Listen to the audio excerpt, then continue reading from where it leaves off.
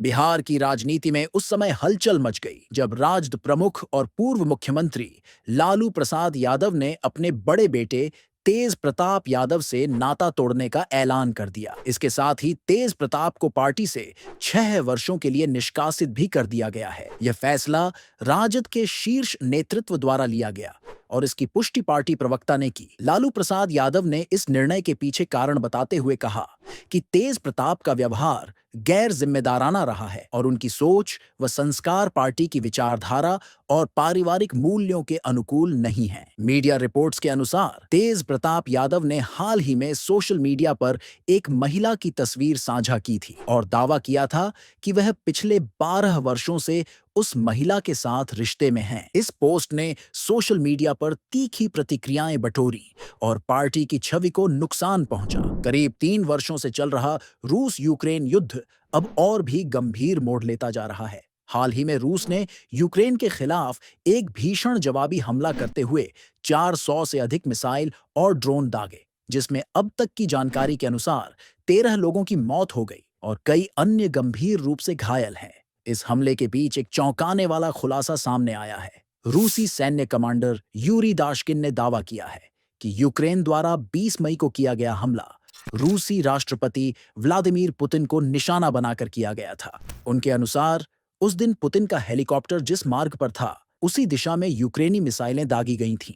हालांकि रूस की वायु रक्षा प्रणाली ने इस हमले को समय रहते विफल कर दिया और पुतिन पूरी तरह से सुरक्षित हैं। इस दावे के बाद रूस के भीतर सुरक्षा को लेकर एक बार फिर से चिंता बढ़ गई है। रूसी मीडिया इसे यूक्रेन की एक असफल हत्या की साजिश बता रहा है, जबकि यूक्रेन की ओर से इस पर अभी तक कोई आधिकारिक प्रतिक्रिया नहीं दी गई है। इंडियन प्रीमियर लीग 2025 के 68वें मुकाबले में सनराइजर्स हैदराबाद ने कोलकाता नाइट राइडर्स को करारी शिकस्त दी है।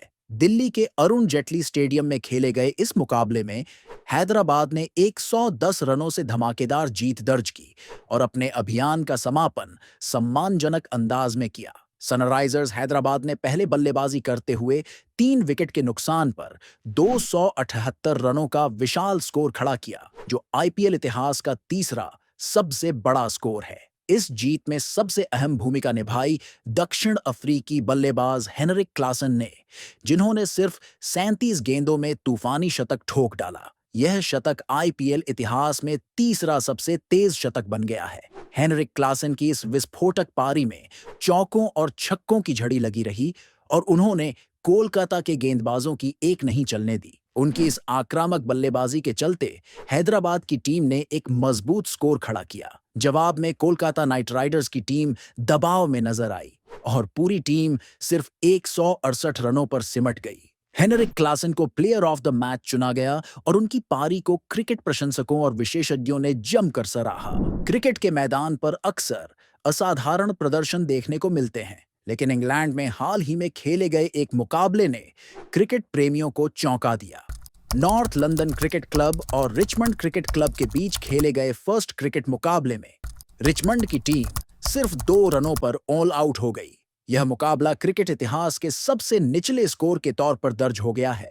रिचमंड सीसी को नॉर्थ लंदन सीसी ने पहले बल्लेबाजी करते हुए 426 रनों का विशाल स्कोर खड़ा किया। इसके जवाब में रिचमंड की टीम पूरी तरह से बिखर गई और सिर्फ 2 रन पर उसके सभी 10 विकेट गिर गए। इस तरह नॉर्थ लंदन सीसी ने यह मुकाबला 424 रनों से जीत लिया, जो एक बेहद शर्मनाक हार रही। इस शर्मनाक प्रदर्शन के साथ ही रिचमंड सीसी ने सबसे कम टीम स्कोर का रिकॉर्ड भी अपने नाम कर लिया। इससे पहले यह रिकॉर्ड साल 1810 में एड बीएस नामक टीम के नाम था, जो महज 6 रन पर ऑल आउट हुई थी। भारतीय क्रिकेट टीम के पूर्व कप्तान सौरभ गांगुली के परिवार के साथ एक बड़ा हादसा टल गया। उनके बड़े भाई स्नेहाशीष गांगुली और भाभी अर्पिता गांगुली समंदर में एक दुर्घटना में बाल बाल बच गए। यह हादसा उस समय हुआ जब गांगुली परिवार उड़ीसा में गर्मियों की छुट्टियां मनाने गया था।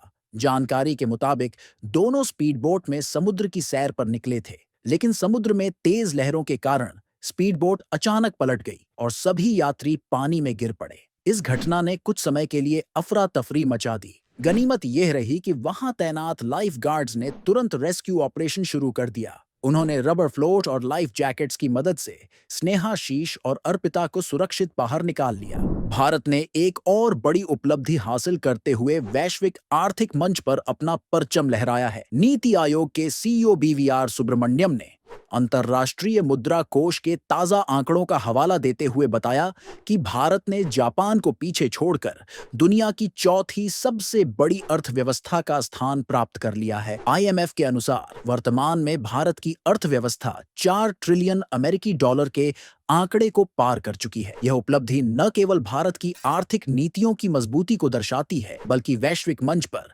भारत की बढ़ती भूमिका को भी रेखांकित करती है। इस सूची में भारत से आगे केवल 3 देश हैं: अमेरिका, चीन और जर्मनी। अगर आपको इस खबर से जुड़ी और जानकारी चाहिए हो तो हमारे YouTube चैनल को सब्सक्राइब करें, शेयर करें और बेल आइकन को प्रेस करें। धन्यवाद।